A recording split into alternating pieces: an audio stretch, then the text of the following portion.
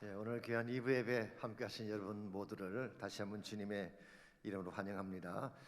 광고에서 보신 것처럼 2월 4일 다음 주 일부터 FEP 제2기가 시작됩니다. 우리 1기 때도 하나님 많은 은혜 주셨는데 이번에도 많은 분들이 지금 등록 중에 계십니다. 혹시 아직 안 하신 분들께서는 오늘 중으로 가능하면 등록을 꼭 해주시기 바랍니다. 들어오실 때 받으신 이 용지가 있죠. 여기 여러분 성함과 내용을 기재하셔서 나가실 때 꼭 제출해 주시기 바랍니다. 오늘 중으로 해주셔야지 우리가 그룹도 나눌 수가 있고 팀도 편성할 수가 있기 때문에 가능하면 오늘 꼭 그렇게 해주시길 바랍니다. 아울러서 2월 9일 금요일입니다. 우리 출범 예배를 우리 미션센터에서 드리게 됩니다. 우리 이번에 등록하신 모든 분들과 온 성도가 함께 모여 같이 기도하며 우리 FEP 제2기를 시작했으면 좋겠습니다.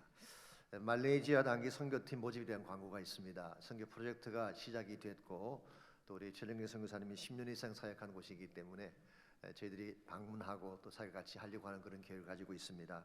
혹시 원하시는 분들은 미리 신청해 주시기 바랍니다. 우리 비행기 티켓을 미리 준비해야 되기 때문에 미리 신청해 주셔야 되겠습니다. 우리 오는 토요일 힐링 세미나가 있습니다. 특별히 한국에서 귀한 강사님이 오시고 아주 한국에서 유명한 분이라고 합니다. 여러분께서 많이 오셔서 좋은 시간 가지시기를 바랍니다. 한국학교 개학 안내가 있고 또 우리 생명의 삶 2호로 판매 광고가 있습니다. 그 외 나머지 광고들도 다 참여하셔서 함께 도와주시기를 바랍니다. 우리 시간 다 일어나셔서 서로 축복하며 찬양하는 시간 갖도록 하겠습니다. 옆에 계신 분들 향해 두 손을 향하시고 고백합니다. 사랑합니다. 축복합니다. 사랑해요. 축복해요. 사랑해요.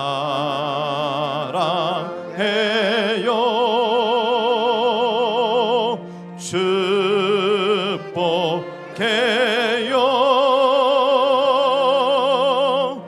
당신의 마음에 우리의 사랑을 드립니다.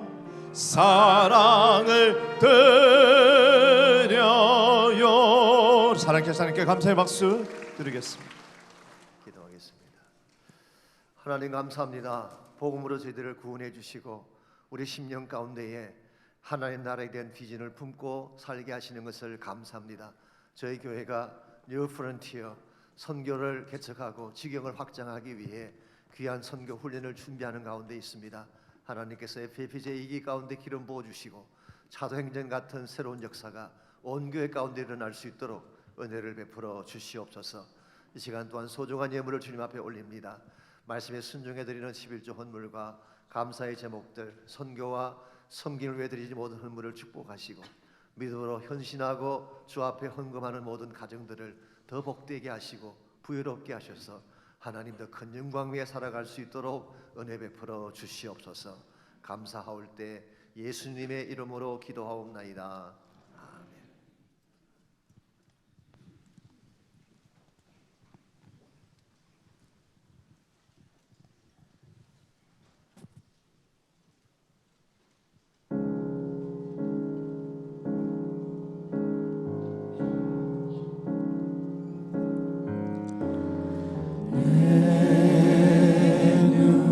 주님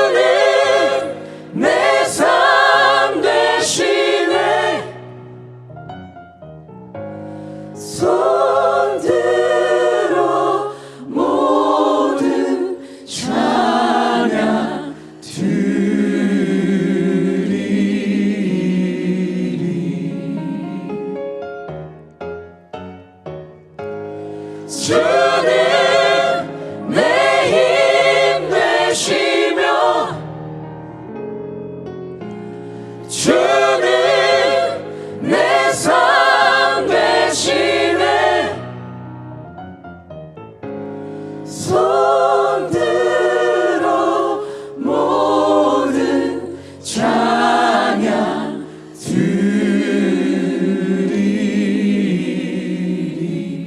아멘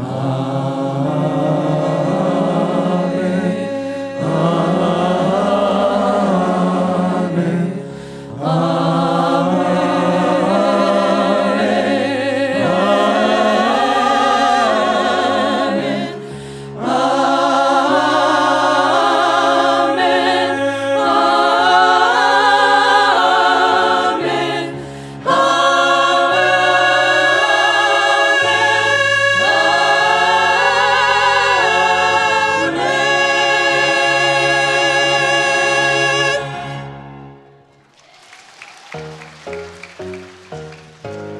주는 내 힘 되시며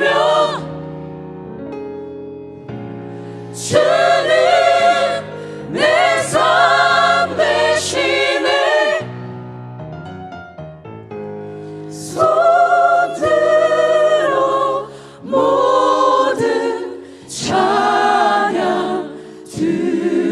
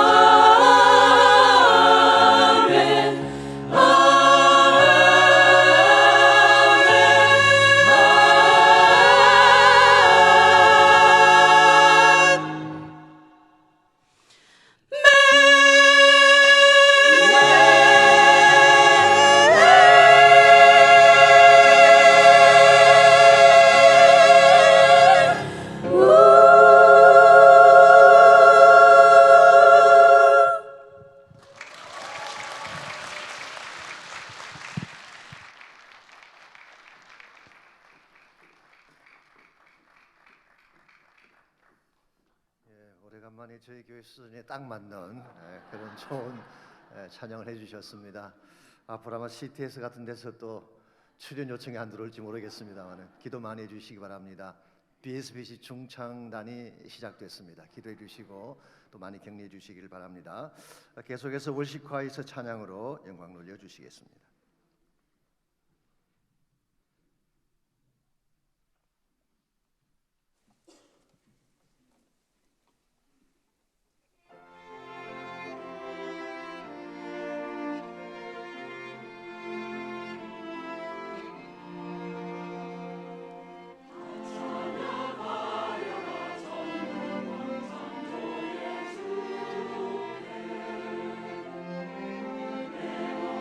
주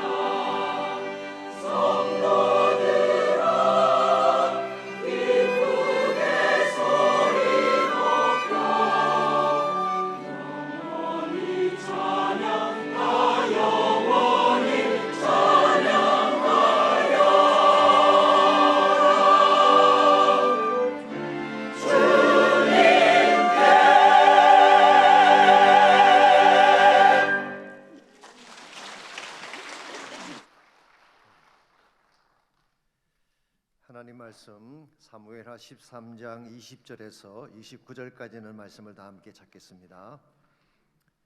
우리 구약 성경 사무엘하 우리 함께 계속 묵상합니다. 오늘은 13장 20절부터 29절까지 한 절씩 교독하겠습니다.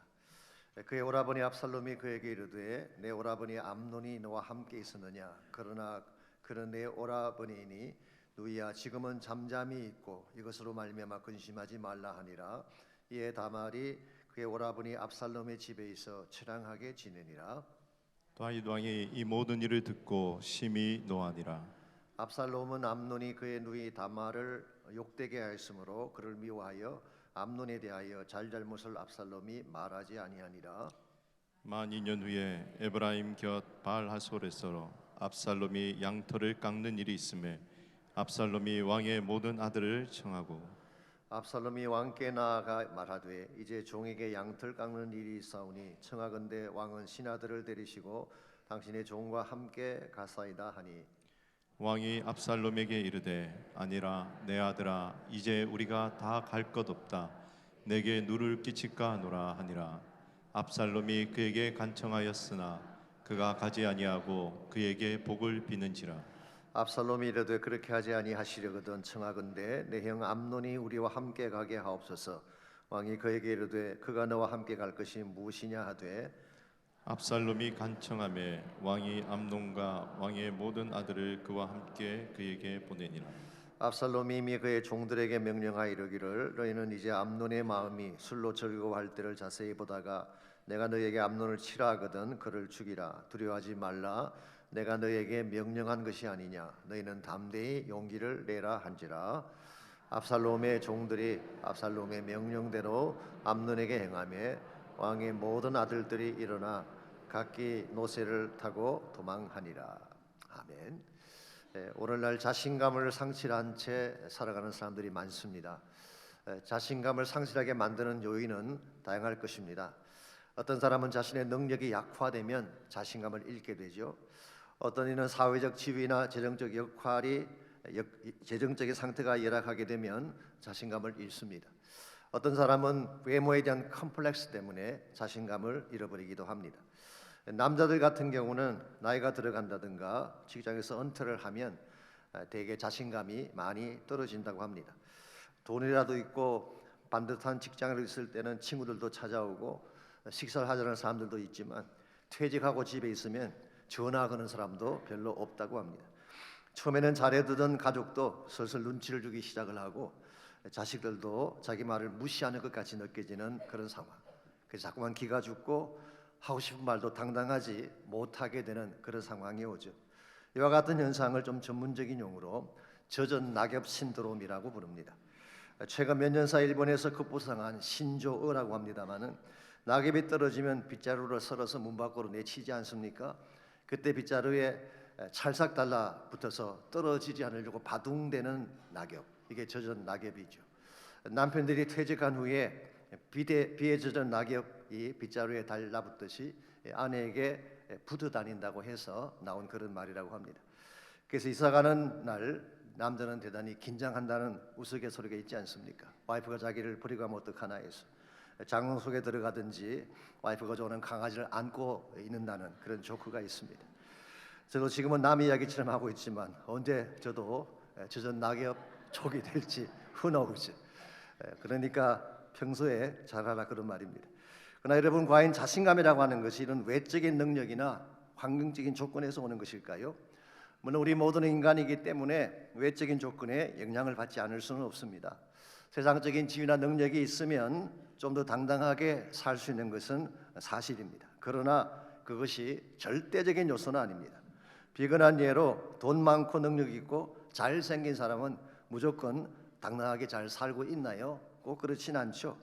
모든 것을 가지고도 자신감을 상실한 채 우울증에 빠지기도 하고 심지어 목숨을 끊는 예들도 흔히 볼 수가 있습니다. 오래전에 한국의 모 그룹 회장의 넷째 딸이 26살의 꽃다운 나이로 생을 마감한 사건이 있었습니다. 좋은 가문 출신입니다. 좋은 학벌입니다. 미모도 뛰어났습니다. 그 당시 그녀가 소유하고 있던 주식을 돈으로 환산하면 당시 돈으로 2천억 원이 넘었다고 합니다. 그럼에도 불구하고 2005년 11월 18일 유학 중인 뉴욕 맨하탄 근처 숙소에서 스스로 목숨을 끊고 말았습니다. 정확한 이유는 우리가 다 알 수 없지만 한 가지 분명한 것은 자신의 삶에 대한 자신감이 결여되어 있던 것은 분명합니다. 외적인 조건 필요하지만 이것이 자신감을 갖게 하는 혹은 자신감을 빼앗아가는 절대적 요소는 아닙니다. 외적인 조건보다 더 중요한 것은 내적인 확신입니다. 나의 내면 속에 세워지는 용기와 자신감이 분명할 때에 우리는 세상을 이길 수 있는 강한 자가 되는 것입니다. 특별히 하나님 안에서 하나님께서 나에게 주시는 자신감, 이걸 우리는 영적 자신감이라고 부를 수가 있는데요, 이것이 분명할 때에 우리 무슨 일을 당하든 그것을 넘어설 수가 있는 것입니다. 이 세상에 살아가는 사람들은 문제가 찾아오든지 환경이 척박하면 자신감을 상실할지 모르지만 예수님 만난 여러분과 저는 환경에 상관없이 주님께서 나에게 주시는 능력으로 말미암아 자신 있게 인생을 살 수가 있는 것이죠. 그 좋은 예가 요한복음 4장에 나오는 수가성 여인의 케이스라고 생각합니다. 잘 아시는 것처럼 그 여자는 자신감 없는 인생의 전형이라고 부를 수가 있죠. 언제나 부끄러움과 수치로 얼굴을 가리며 살았습니다. 아마도 남편을 다스리나 두었다고 하는 사회적 윤리적 지탄 때문이었을지도 모르겠습니다. 누구하고도 마주치고 싶지 않는 뒤에 숨어 살았던 인생, 오죽했으면 아무도 나오지 않는 낮 12시에 혼자 물길로 나왔겠습니까? 그랬던 그녀가 예수님 만나고 복음의 생수를 맛본 후에 어떻게 변화되는지 아시죠? 물동이를 던져두고 마을로 뛰어들어가서 모든 사람 앞에 당당하게 외쳤습니다. Come and see, 와 보십시오. I met the Christ. 나는 메시아를 만났습니다. 퍼블릭하게, 당당하게 그 많은 마을 사람들 앞에 자신만만하게 예수 만난 사실을 외친 것입니다. 여러분 생각이 당당함이 어디에서 나왔다고 생각하십니까? 외모 때문에 아니죠. 외모는 똑같습니다. 사회적 지위나 능력 때문일까요? 그녀의 신분에는 아무 차이가 일어나지 않았습니다. 심지어 그녀가 가지고 있던 도덕성이나 윤리성에서 나온 것도 아닙니다. 남편을 다스두었던 그 윤리적인 어려움이 하루아침에 사라지겠습니까? 그러나 이 여자가 그처럼 당당했던 근본적인 이유는 예수님 만났기 때문이죠. 예수님 만난 순간 그는 더 이상 사마리아 땅에 버려진 초라한 인생이 아니었어요. 존귀한 하나님의 자녀가 된 것입니다. 이와 같이 하나님을 만남으로 말미암아 하나님과의 관계 때문에 주어지게 되는 자긍심, 이것을 우리는 영적 자신감이라고 부르는 것입니다.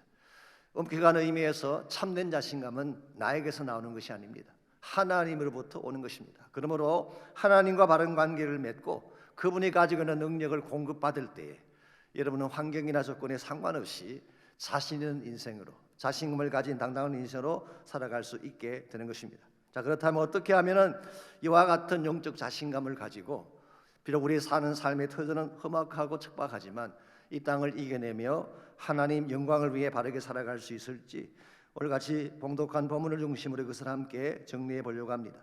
오늘 같이 읽은 본문에 보시면 영적 자신감을 상실했기 때문에 마땅히 다스려야 할 가정 문제를 제대로 핸들하지 못했던 이 다윗의 모습이 기록이 되어 있습니다. 우리가 함께 읽지는 않았습니다만은 1절부터 19절까지를 보시면 다윗의 가정 속에 찾아온 불행한 사건의 발단이 소개가 되어 있습니다. 1절과 2절을 먼저 보겠습니다. 그 후에 이 일이 있으니라. 여기 그 후라는 이 말은 아마도 우리아 사건과 다윗이 회개한 사건을 의미하는 것 같습니다. 그러므로 오늘 본문의 말씀은 그 사건과 연장선상에 있다는 것을 알 수가 있겠죠. 다윗의 아들 압살롬에게 아름다운 누이가 있으니 이름은 다말이라. 다윗의 다른 아들 암논이 그를 사랑하나 그는 처녀이므로 어찌할 수 없는 줄을 알고 암논이 그의 누이 다말 때문에 울화로 말미암아 병이 되니라. 여기 나오는 암논이라고 하는 이 사람은 다윗의 장남입니다. 그러므로 왕위 계승 1순위다 그렇게 말할 수가 있죠. 근데 그에게 배다른 여동생 다말이 있었는데 이 다말을 사랑하게 된 것입니다. 얼마나 사랑했냐고 하면 울화로 병에 걸릴 만큼, 이것을 우리는 상사병이라고 부릅니다. 이 다른 사람도 아니고 자신의 여동생에게 이런 연정을 품었다는 것 자체가 정상은 아닌 것 같습니다. 그때 3절을 보시면 요나답이라고 하는 간사한 친구가 나옵니다. 사실은 암논의 사촌입니다만은 이 암논의 그 고민을 알고 책략을 만들어 줍니다. 너가 병든 채 누워 있다가 다윗 왕이 병문안 오거든 요청을 해라. 다말로 하여금 과자를 만들어서 나에게 가져오도록 그렇게 해주십시오. 그래서 다윗이 방문했을 때 그 요청을 했습니다. 그래서 다윗이 그 말을 듣고 다말로 하여금 과자를 만들어 그 집에 가게 했죠. 그때 암논은 다른 사람들을 다 물리치고 그 다말을 자기 침실로 들어오게 한 후에 다말을 범했습니다. 이것 자체가 사악하고 비열한 행동입니다. 그런데 다말을 범한 것보다 더 악한 일을 그 후에 행하게 됩니다. 수치와 모욕감을 안겨주고 다말을 집에서 쫓아내고 문을 잠궈 버렸습니다. 이것은 냉혹할 뿐만 아니라 폐륜적인 행동이 아닐 수가 없습니다. 그렇기 때문에 19절을 보시면 다말이 죄를 자기 머리에 뒤집어쓰고 그의 채색 옷을 찢고 손을 머리 위에 얹고 가서 크게 울부짖었다고 했습니다. 그가 받은 상처와 모욕감이 얼마나 깊었으면 이런 행동을 했겠습니까? 이 사실을 그의 친오빠인 압살롬이 알게 된 것입니다. 그래서 압살롬이 울부짖는 동생에게 20절 보시면 이렇게 말을 합니다. 그의 오라버니 압살롬이 그에게 이르되 내 오라버니 암논이 너와 함께 있었느냐? 그러나 그는 내 오라버니이니 누이야 지금은 잠잠히 있고. 영어 성경 보시면은 be quiet for now.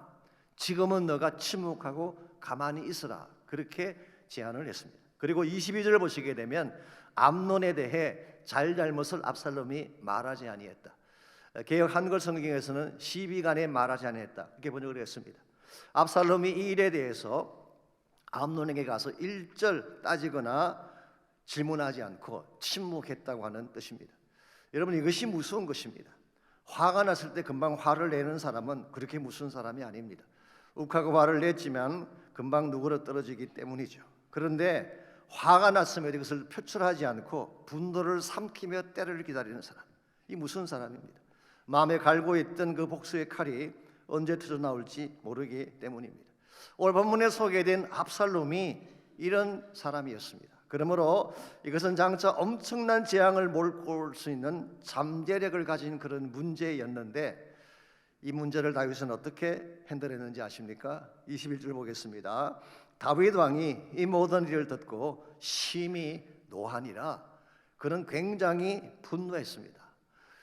굉장하게 화를 내긴 했지만 더 이상 아무런 조치도 취하지 않았어요. 사실은 이것이 평소의 다윗답지 아니한 모습이라고 생각할 수가 있습니다. 평소의 다윗 같았으면 이런 패륜한 행위를 보면 그냥 지나칠 수가 없습니다.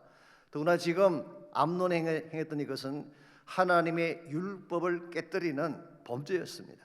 레위기 20장 17절에 보시게 되면 이런 일을 행한 자는 민족 앞에서 끊어질지니라고 했어요. Publicly cut off from the community. 그 민족 가운데서 cut off 시켜라. 이 말은 사실 죽이라는 뜻입니다. 최소한 지위를 박탈하고 쫓아내라 그런 뜻이죠. 그러므로 다윗이 만일 정상적이었다면은 암논을 불러다가 죽음에 상응하는 징벌을 내리든지 아니면 최소한 왕자직을 박탈하고 쫓아내었어야 했습니다. 만일 그랬더라면 가정의 질서도 잡히고 퍼블리컬리 이 압살롬의 마음도 누구로 떨어지게 됐을 것입니다. 그런데 다윗은 아무런 조치도 취하지 않은 채 만 2년 동안을 방치해 두었습니다. 그 결과 어떤 일이 일어났나요? 만 2년 후에 압살롬이 암논을 자기 술자리에 초청한 후에 그를 살해하는 일이 벌어지고 말았습니다.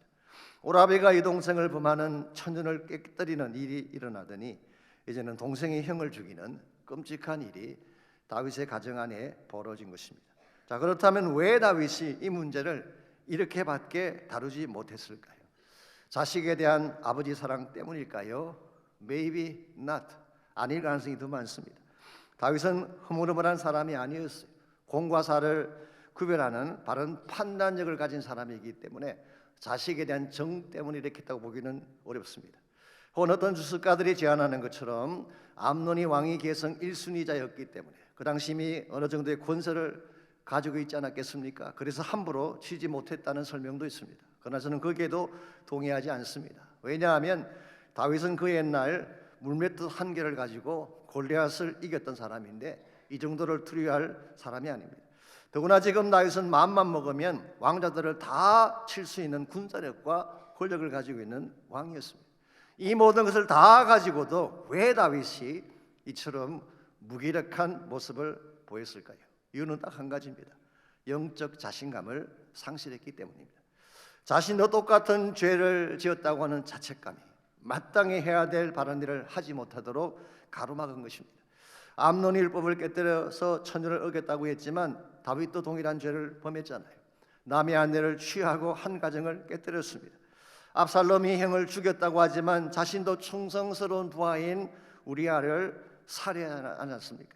나도 그런 놈인데 내가 무슨 자격으로, 이와 같은 자책감이 다윗으로 하여금 당당하지 못하게 만들었고 무기력한 모습으로 서게 한 것입니다. 이와 같은 것이 영적 자신감의 상실입니다. 영적 자신감을 잃어버리게 되면 인생의 모든 게 다 허물어지게 돼요. 무엇을 하든 자신 있게 행할 수가 없습니다. 이와 같은 영적 자신감은 하나님과의 관계성에서 오는 것이기 때문에 만일 우리 삶 가운데서 하나님과의 관계에 금이 가게 되면 이런 현상이 반드시 일어나게 되어 있습니다. 첫째로 무슨 일을 하든 자신감이 없어. 모든 것이 두려워지고 매사에 소심해지게 됩니다. 아무도 쫓아오는 자가 없지만 스스로 쫓기기 때문입니다. 두 번째로 마음의 기쁨과 평안이 사라집니다. 이렇게밖에 살지 못함에 대한 자책감이 계속 그를 누르고 있기 때문이죠. 세 번째로 하나님을 향해 나가는 것이 두려워지게 됩니다. 하나님은 다 용서하셨지만 자신의 가슴 속에는 스틸 죄책감이 남아있기 때문에. 네 번째로 무엇보다도 기도를 해도 기도가 안 됩니다. 하나님이 듣지 않으실 것만 같아요. 답답하고 응답에 대한 확신이 없어지게 되는 것입니다. 그래서 요한일서 3장 21절과 22절을 보면 기도와 관련해서 이런 말씀이 기록되어 있습니다. 사랑하는 자들아, 만일 우리 마음이 우리를 책망할 것이 없으면, 다른 말로 설명하면 마음의 찌꺼기나 죄책감이나 죄에 대한 것이 없으면 그 말이에요. 내 마음이 깨끗하기만 하다면은 하나님 앞에서 담대함을 얻고, 이거 우리가 영적 자신감이라고 말할 수 있어요. 내 안에 하나님과 나사를 가로막는 죄악의 찌꺼기나 담이 다 허물어지게 되면 그때 비로소 하나님 앞에 자신감을 가지고 서게 되고 무엇이든지 구하는 바를 그에서 얻게 된다고 설명하고 있습니다. 우리가 죄를 처리하고 하나님 관계가 회복이 되면 그때 비로소 당당한 모습으로 하나님께 나갈 수 있게 되고, 그때 하나님께 기도하면 하나님이 무슨 기도든지 응답해 주신다, 그런 뜻입니다. 이런 면에서 여러분과 제가 건강한 크리스천 라이프, 정말 당당하고 승리하는 그리스도의 삶을 살기를 진짜 원한다면 하나님과 나의 관계가 건강한 관계가 되어서 하나님이 나에게 허락해 주시는 영적인 자신감을 가지고 살아가야 됩니다. 어떻게 하면 여러분과 제가 우리를 낙심시키고 주눅들게 만드는 이 세상 가운데서 자신감을 잃지 않고 하나님 안에서 더 건강하고 담대한 인생으로 살아갈 수 있을지, 오늘 본문에 소개된 다윗의 케이스를 통해서 영적 자신감을 갖는데 꼭 필요한 세 가지 요소를 함께 정리해 보려고 합니다. 첫 번째로 영적 자신감을 가지려면 새 자아에 대한 확신이 필요합니다. 즉 내가 예수님 만난 이후에 나의 존재가 새롭게 되었다, 새로운 자아가 되었다는 확신을 가져야지 영적인 자신감을 회복할 수가 있는 것입니다. 오늘 본문에서 다윗은 범죄를 했죠. 이 다윗이 범죄한 사실은 다윗도 알고 있고 온 가족이 알고 있고 사실은 온 이스라엘이 다 알고 있는 사실. 그러므로 다윗이 범죄했다고 하는 것은 누구도 부인할 수 없는 팩트입니다. 그렇죠? 그런데 동시에 다윗이 회개하는 순간 하나님이 그 죄를 용서하셨다고 하는 것도 팩트예요. 자, 그렇다면 지금 이 다윗이 과거에 내가 죄를 지었다고 하는 그 팩트에 사로잡힌 나머지 하나님이 이제 나를 용서하시고 내 앞에 새로운 은혜를 주셨다는 사실을 니글렉트하게 된다면 다윗의 인생은 결코 건강해질 수가 없다는 것입니다. 그러므로 내가 비록 죄를 지었지만 하나님이 나를 용서하셨고 하나님 안에서 새롭게 됐다는 확신을 가질 때, 그때 여러분들이 더 당당하게 자신감 있게 살아갈 수가 있는 것입니다. 오늘 사실 많은 그리스도인들이 하나님이 용서하셨음에도 불구하고 죄책감 가운데 사는 분들이 많습니다. 하나님이 용서하셨지만 자기가 자기를 용서하지 못하는 거예요. 그래서 계속 과거에 내가 범했던 죄를 되씹으며 그 죄에 얽매여 살아가는 케이스를 흔히 볼 수가 있습니다. 리고 워렌 목사님은 오래전에 이런 말씀하신 적이 있어요. 과거의 죄책감에 끌려 사는 사람은 마치 백미러를 보며 운전하는 것과 같다 그렇게 했어요. 운전하실 때에 백미러를 보며 하십니까? 아니면 앞쪽 창 프론트 윈도우를 보며 하십니까? 정상적인 사람은 다 앞을 보며 운전을 하죠. 그래 앞에서 오는 차와 부딪히지 않게 되고 앞을 향해 전진할 수가 있는 것입니다. 백미러라고 하는 것은 뒤로 갈 때 잠깐 보는 거예요. 운전할 때는 보는 것이 아닙니다. 만약 여러분이 백미러를 보며 계속 운전한다면 앞에 오는 사람을 치게 되고 다른 자동차와 부딪히게 되고 궁극적으로 도로를 이탈해서 곤두박질 칠 수밖에 없는 것입니다. 우리 인생도 마찬가지라는 것이죠. 하나님께서 용서하셨으면 이제 과거는 잊어야 돼요. 내가 아무리 비참했더라도 과거는 지나간 것이기 때문에 과거는 잊어버리고 용서받은 새 사람으로 살아가야지. 그래야지 바르게 살 수 있고 건강하게 살 수 있다 그런 말이에요. 우리 김동경 목사님께서 늘 하시던 말씀이 누가복음 15장에 나오는 탕자 이야기죠. 그래서 저희 교회에서는 예배 목자 훈련할 때 첫 시간에 1시간 동안 누가복음 15장 가지고 계속 말씀을 전하고 있습니다만은 2000년도에 요단 출판사에서 김 목사님의 가르침을 요약해서 책을 한 권 출간했습니다. 타이틀이 무엇인지 혹시 아시나요? 돌아온 탕자 혹은 돌탕 그게 아닙니다. 용서받은 탕자예요. 용서받은. 이 돌아온 탕자와 용서받은 탕자는 비슷한 말처럼 보이지만 다릅니다. 돌아온 탕자라고 하는 것은요, 집 나갔던 아들이 돌아왔다 그 뜻이에요. 여기에는 내적인 변화나 하나님 사랑에 대한 강조가 결여되어 있습니다. 용서받은 탕자라고 할 때는 집 나갈 때 아들과 돌아온 아들이 다르다는 것입니다. 돌아온 그 아들은 과거에 교만하고 욕심 많고 방탕하고 불효했던 그 아들이 아니에요. 하나님의 사랑으로 용서받은 새 아들이 된 거예요.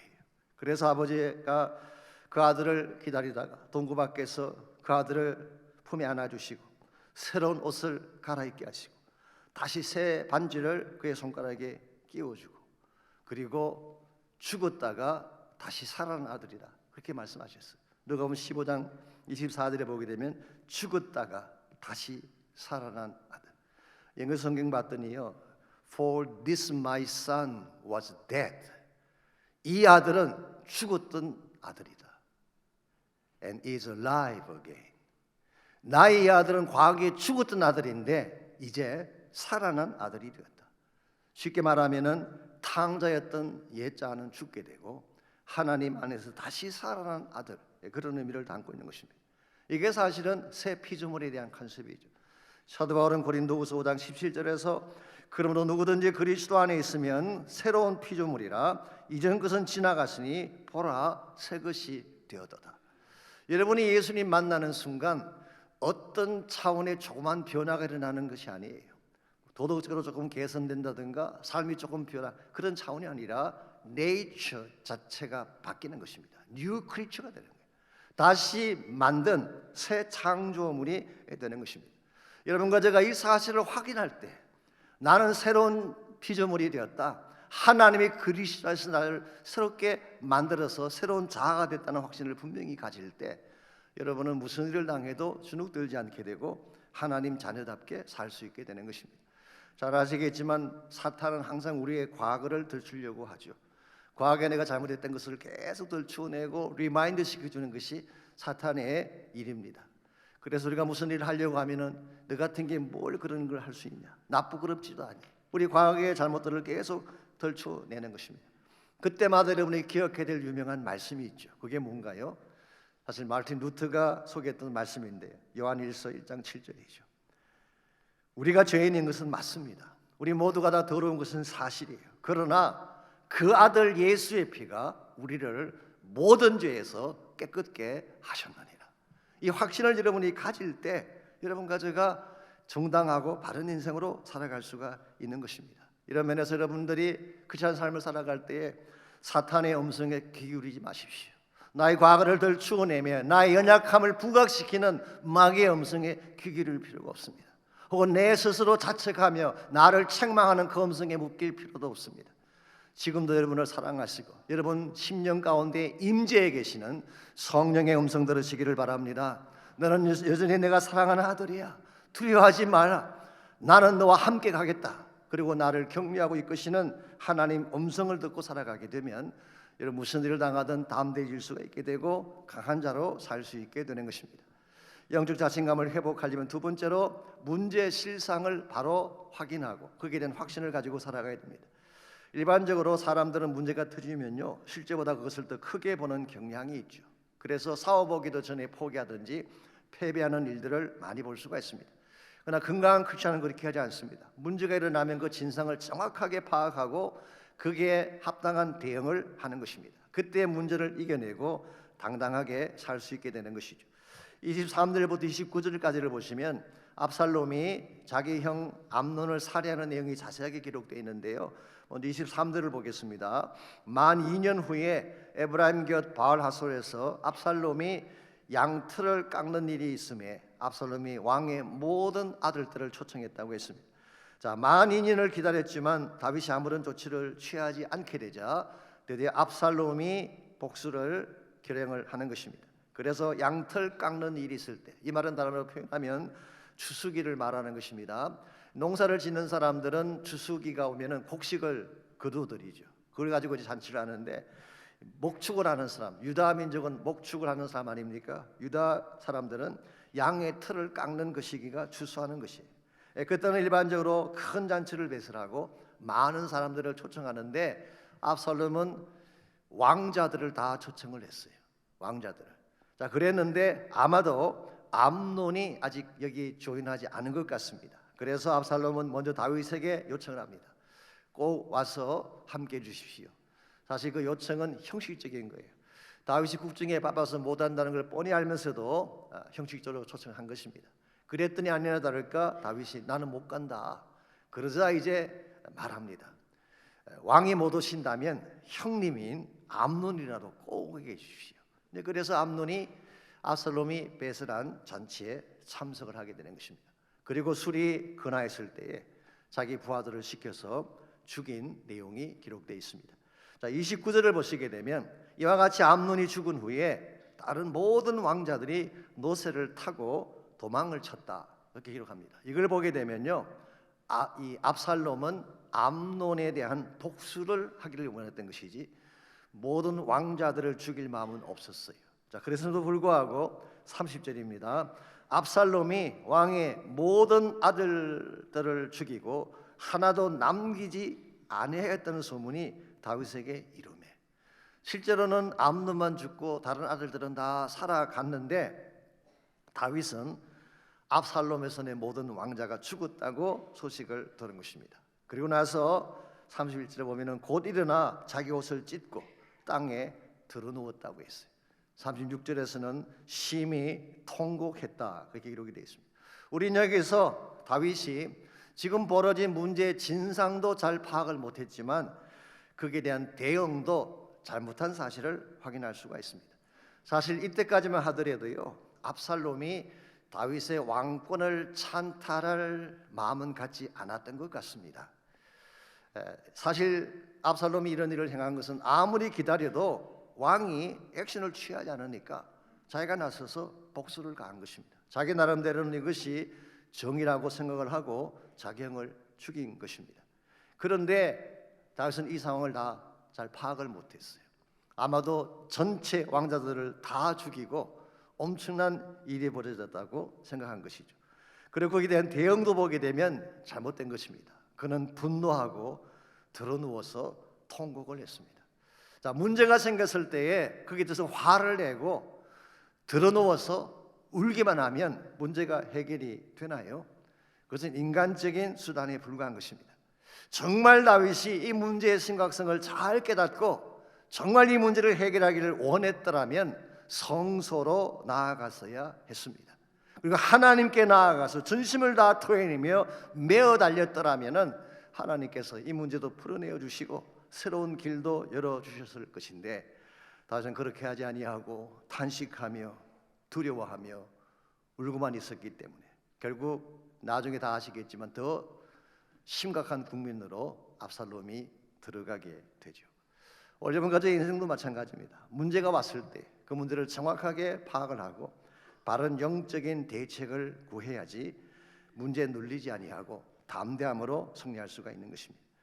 한국의 어떤 목사님이 신방을 가셨는데 그 집에 안주인 되시는 이라 집사님이 요즘 자기 딸 때문에 걱정이 태산 같다고 그렇게 말씀하셨어요. 그게 무슨 문제냐 그러자 물었더니 자기 딸이 중학교를 다니고 있는데 학교 가기를 싫어한다는 것입니다.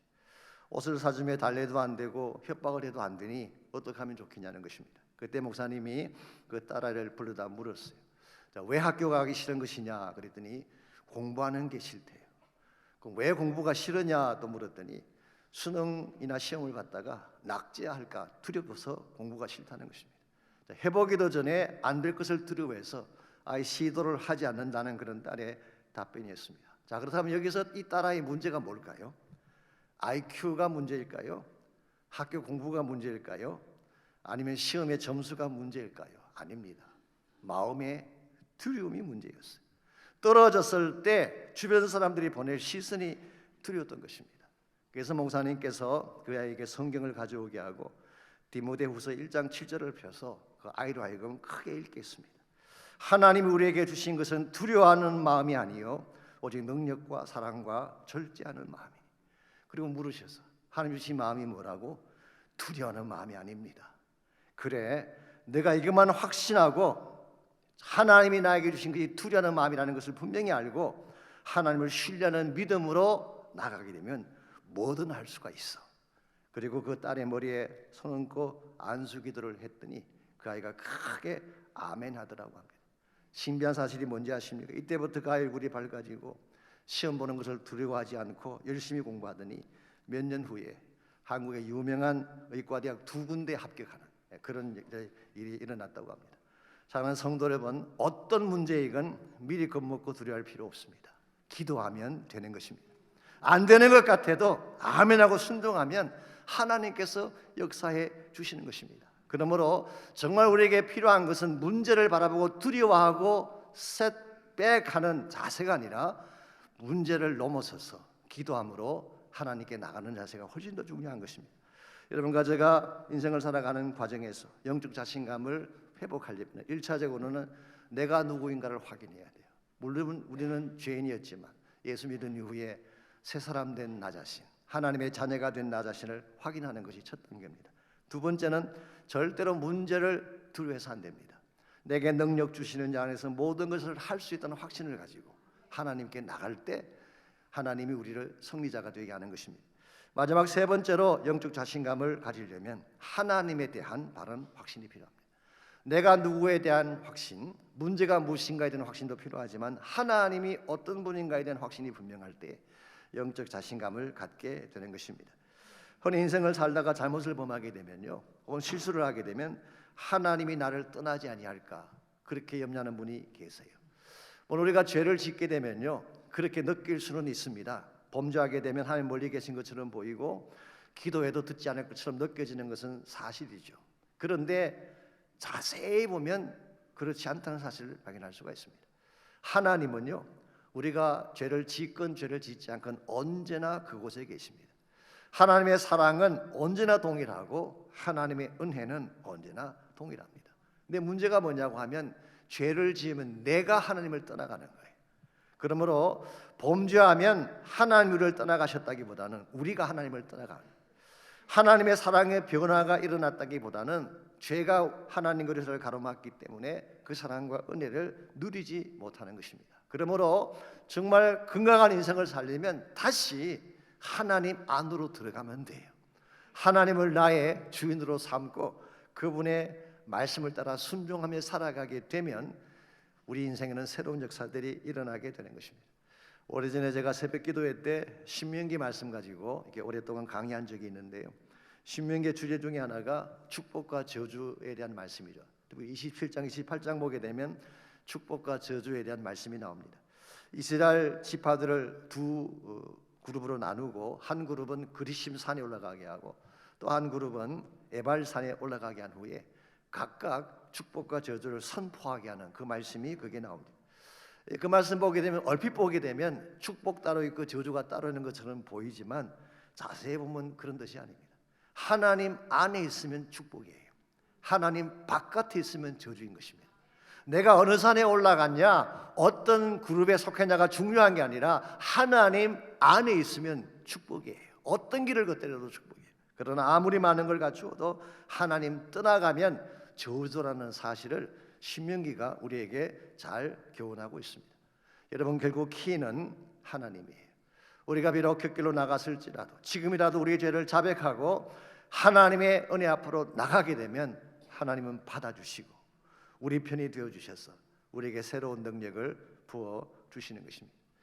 필립 얀시가 쓴 책 중에 Finding God in Unexpected Place, 예기치 않는 곳에 계시는 하나님을 발견하는 것, 뭐 그렇게 번역할 수 있는 책인데요.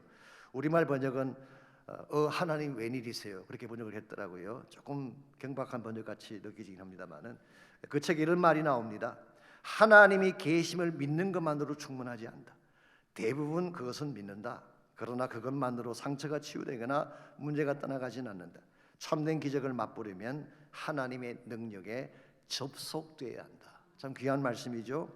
여러분, 하나님이 계신다는 걸 모르는 사람은 없어요. 최소한 교회에 나오는 분이라면 하나님이 계신다는 것은 다 인정을 하죠.